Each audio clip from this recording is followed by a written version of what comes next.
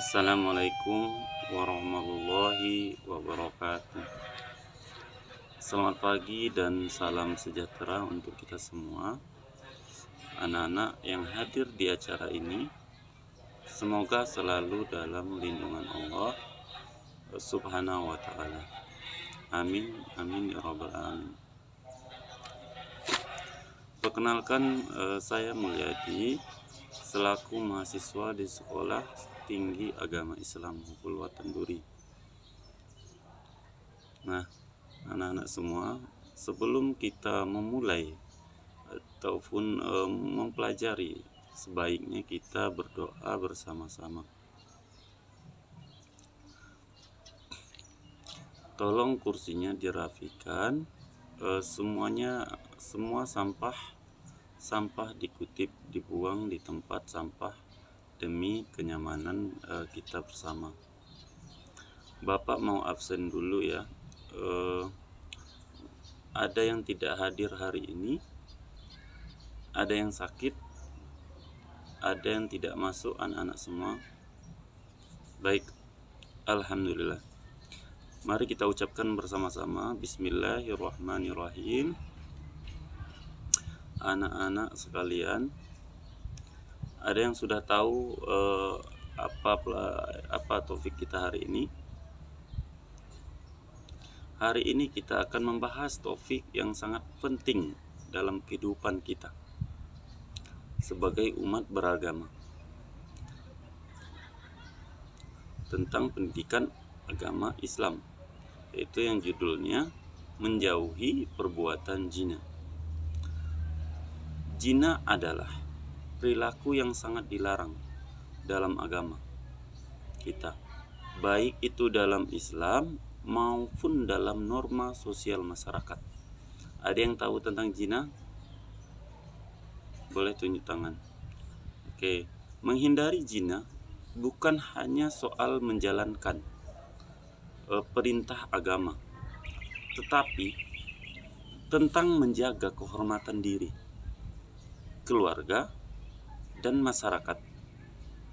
Perbuatan zina tidak hanya merusak hubungan antara dua individu, tetapi juga dapat berdampak buruk pada keluarga dan juga lingkungan sekitar. Oke, semua paham? Sebagai generasi muda, kalian adalah harapan bangsa dan agama. Oleh karena itu, sangat penting untuk selalu menjaga diri dan perilaku dari hal-hal yang dapat membawa kita pada zina. Mengerti anak-anak semua? Jauhi pergaulan bebas yang tidak sehat. Hindari situasi yang bisa menggoda kalian untuk berbuat zina. Dan selalu ingat bahwa Allah selalu mengawasi kita dimanapun kita berada. Jika kita menjaga diri dari zina, insya Allah anak-anak kita akan diberkahi dengan kehidupan yang lebih tenang, damai, dan juga bahagia. Ingatlah bahwa harga diri dan juga kehormatan kita sangatlah berharga dan tidak boleh kita gadaikan dengan hal-hal yang membawa kesenangan sesaat, namun berdampak buruk seumur hidup. Zina adalah merusak. Zina dalam Islam merujuk pada hubungan seksual yang terjadi di luar pernikahan yang sah. Zina adalah salah satu dosa besar dalam Islam dan dilarang keras dalam syariat. Untuk anak-anak semua kalau ketahui, zina ini ada beberapa macam. Jadi ada beberapa macam zina. Yang pertama itu namanya zina al-fat, zina fisik. Zina fisik ini dibagi dua. Yang pertama, zina muhsan dilakukan oleh seorang yang sudah menikah. Ini dianggap sebagai bentuk zina yang paling berat karena pelaku telah melanggar ikatan pernikahan yang sah. Yang kedua, ada zina gairu muhsan dilakukan oleh seorang yang belum pernah menikah, meskipun juga dianggap dosa besar. Ini biasa aja, lebih ringan dibandingkan zina muhsan. Yang kedua itu ada zina alam, zina menyentuh, artinya menyentuh lawan jenis yang bukan mahram, orang haram dinikahi dengan hasrat seksual, meskipun tanpa hubungan seksual penuh juga dianggap sebagai bentuk zina. Yang ketiga ada namanya zina al-ain, pandangan. Ini ya yang sering kerap dilakukan ya, sering terjadi, melihat lawan jenis dengan pandangan yang penuh nafsu atau sengaja menonton pornografi. Ini dianggap sebagai zina mata karena pandangan tersebut bisa memicu keinginan yang tidak pantas. Yang keempat ada zina al-kalam, zina ucapan. Artinya berbicara dengan lawan jenis dengan kata-kata yang menggoda ataupun merayu yang bisa mengarah pada perbuatan zina fisik. Ini termasuk dalam zina lisan. Ya anak-anak semua. Yang kelima, zina al-fiks, artinya pikiran, memikirkan atau berfantasi tentang hubungan seksual dengan orang-orang yang bukan pasangan yang sah, meskipun tidak ada tindakan fisik. Pikiran ini dianggap dapat menodai hati dan juga jiwa. Yang keenam ada namanya zina al-sama, pendengaran, artinya mendengarkan percakapan, omongan, musik ataupun konten-konten lainnya yang bersifat seksual dan dapat membangkitkan nafsu.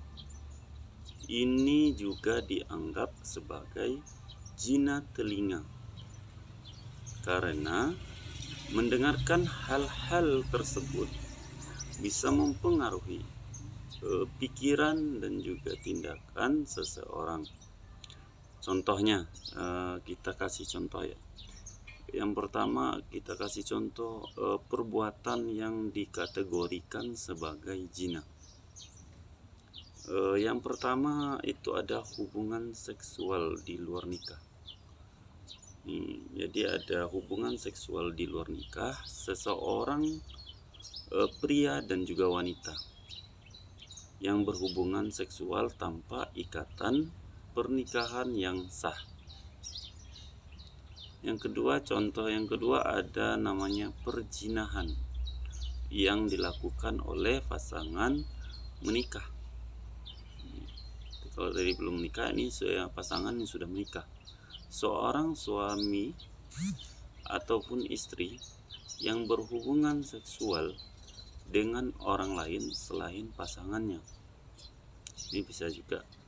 Yang ketiga ada contohnya namanya ada zina mukanah. Apa artinya zina mukanah? Tersembunyi. Hubungan seksual yang dilakukan secara tersembunyi ataupun secara sembunyi-sembunyi dan tidak diketahui oleh orang lain selain mereka. Yang keempat ada namanya zina muhsan, artinya terbuka, zina terbuka. Hubungan seksual yang dilakukan secara terbuka dan diketahui oleh orang banyak, oleh orang lain, Yang itu kita. Yang kelima itu ada pacaran yang melibatkan hubungan seksual. Jadi pacaran yang melibatkan hubungan seksual ini yang sering kerap terjadi pada pasangan remaja ya, saat ini. Jadi pasangan yang belum menikah namun melakukan hubungan seksual. Yang keenam ada berhubungan dengan pekerjaan seks komersial. Jadi pekerjaan seks komersial ini adalah melakukan hubungan seksual dengan seseorang yang bekerja sebagai pekerja keras. Ini bisa juga. Yang ketujuh ada selingkuh. Salah satu pasangan yang berhubungan seksual dengan orang lain tanpa sepengetahuan atau izin dari pasangannya, itu namanya selingkuh. Yang pertama ada zina dengan mahram. Ada yang tahu dengan zina mahram? Ada yang tahu seperti apa zina dengan mahram itu? Zina dengan mahram ini adalah orang yang tidak boleh dinikahi karena hubungan darah, persusuan atau hubungan perkawinan tertentu. Contoh, kita kasih contoh ya, hubungan yang dengan mahramnya itu seperti apa? Ada yang tahu nggak? Contohnya apa aja? Termasuk ibu, saudara perempuan, bibi ataupun tante, anak perempuan, dan juga sebagainya. Banyak lagi ya. Jadi kalau contoh-contoh ini, jadi ada juga contoh hubungan seksual antara seorang pria dengan ibu kandung, ini bisa juga. Ada juga hubungan seksual antara seorang pria dengan saudara perempuan, ini tidak diperbolehkan juga. Ini dengan mahram. Ini contoh-contohnya ya. Hubungan seksual antara seorang pria dengan bibinya, saudara perempuan ayah ataupun ibu ataupun tante. Ya. Itu tidak dibenarkan juga. Hukumannya, nih kalau kita bicara tentang hukuman, apa yang cocok hukuman untuk yang berzina dengan mahramnya? Zina dengan mahramnya biasanya dianggap sebagai dosa yang lebih berat, lebih besar, karena melibatkan pelanggaran terhadap ikatan keluarga yang suci dan mendasar. Oke, udah tahu anak-anak semua ya soal ini yang contoh-contoh mahramnya. Yang kedua, kalau tadi dengan mahramnya, kalau ini zina dengan bukan mahramnya. Kalau tadi dengan mahramnya, ini zina bukan mahramnya. Itu seperti apa? Artinya orang yang tidak memiliki larangan khusus untuk dinikahi berdasarkan syariat Islam. Contoh, kita kasih contoh seperti apa ya? Kita kasih contoh itu hubungan seksual ataupun hubungan seksual antara seorang pria dengan seorang wanita yang bukan mahramnya dan tidak ada ikatan apapun ataupun tidak ada ikatan pernikahan di antara mereka. Nah, itu pernikahan itu ya, zina dengan bukan dengan mahramnya ya. Yang kedua ada juga contohnya hubungan seksual antara seorang pria dengan pacarnya yang bukan mahramnya. Ya, ini kerap terjadi kepada remaja saat ini ya. Ada juga contoh yang lain, hubungan seksual antara seorang pria yang sudah menikah dengan wanita lain yang bukan mahramnya. Ini bisa juga ya. Jadi banyak contoh-contoh yang lainnya di luar sana ya. Atau apalagi yang terjadi di TV ya, banyak juga. Jadi apa yang cocok hukumannya dengan seorang penzina yang bukan dengan mahramnya? Kalau di Indonesia bervariasi ya, tergantung pada kondisi seperti status pernikahan pelaku ataupun muhsan ataupun gairnya, pengarusannya ya, dan juga biasanya dihukum dengan rajam ya. Kalau dalam Islam ya itu dihukum dirajam atau dicambuk ya jika sudah dinikah, atau kalau belum menikah itu dicambuk ya, jika belum menikah dicambuk ya. Itu sesuai dengan hukum syariah dan juga berlaku di negara itu ataupun di Indonesia nih ya. Biasanya kalau di Indonesia itu dinarapidanakan yang menurut Undang-Undang Dasar. Oke. Terus ada yang tahu nggak dalil-dalil dari Al-Quran dan hadis yang mengharamkan zina, termasuk Al-Quran surah Al-Isra ayat 32 yang artinya, dan janganlah kamu mendekati zina, sesungguhnya zina itu adalah suatu perbuatan yang keji dan suatu jalan yang buruk. Ada juga Al-Quran surah Al-An-Nur ayat 2 yang artinya, perempuan yang berzina dan laki-laki yang berzina, maka deralah tiap-tiap seorang dari keduanya 100 kali dera. Dalam Islam, zina dianggap merusak moral individu dan juga masyarakat, serta mengganggu tatanan sosial dan kehormatan keluarga. Oleh karena itu, menjaga diri dari zina merupakan bagian penting dari menjaga kesucian diri dan masyarakat.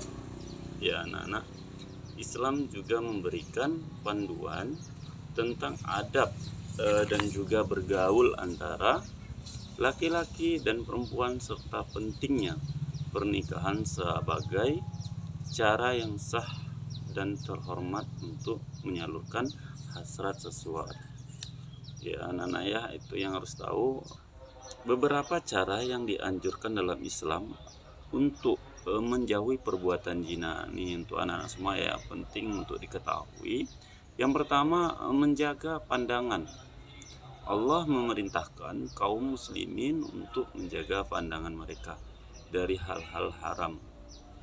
Hal ini tercantum dalam Al-Quran surah An-Nur ayat 30 sampai 31. Menjaga pandangan dapat mencegah timbulnya godaan dan juga dorongan untuk melakukan perbuatan zina. Yang kedua ada berpakaian sopan. Islam menganjurkan berpakaian dengan sopan dan juga menutup aurat untuk menghindari timbulnya nafsu dan juga godaan.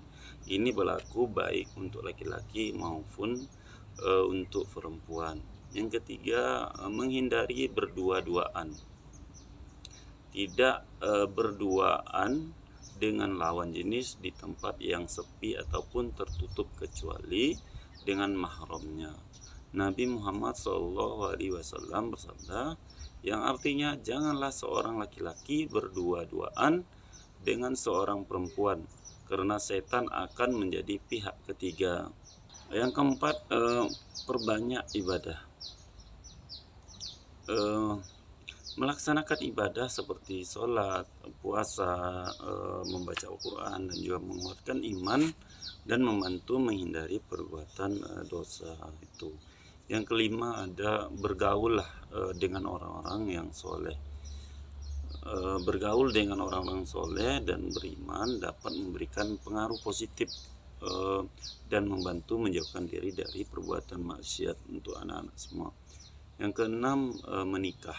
Nih, jadi kalau sudah siap, sudah matang, sudah ada jodohnya, segeralah menikah. Bagi yang sudah mampu, menikah adalah salah satu cara terbaik untuk menjaga diri dari zina. Pernikahan adalah cara yang sah diberkati untuk menyalurkan hasrat seksual. Yang ketujuh, mengisi waktu dengan kegiatan positif. Menyibukkan diri dengan kegiatan yang bermanfaat dan juga positif, seperti belajar, bekerja, ataupun hobi yang baik, dan menghindarkan diri dari godaan dan perbuatan maksiat. Yang kedelapan, berdoa, meminta perlindungan kepada Allah Subhanahu wa Ta'ala dari godaan dan bisikan setan. Dengan mengikuti langkah-langkah tersebut, anak-anak semua, seorang muslim dapat menjaga ataupun seorang anak-anak semua dapat menjaga dirinya dari perbuatan zina dan menjaga kesucian diri serta kehormatannya. Semoga Allah Subhanahu wa taala selalu melindungi kita dan memberi kekuatan untuk selalu berjalan di jalan yang benar. Terima kasih atas perhatiannya. Dengan menyampaikan pesan ini diharapkan siswa ataupun anak-anak semua dapat memahami pentingnya menjaga diri dari perilaku zina dan selalu berpegang teguh pada ajaran agama serta norma-norma yang berlaku di masyarakat. Itu saja untuk anak-anak semua. Demikianlah kiranya yang bisa Bapak sampaikan.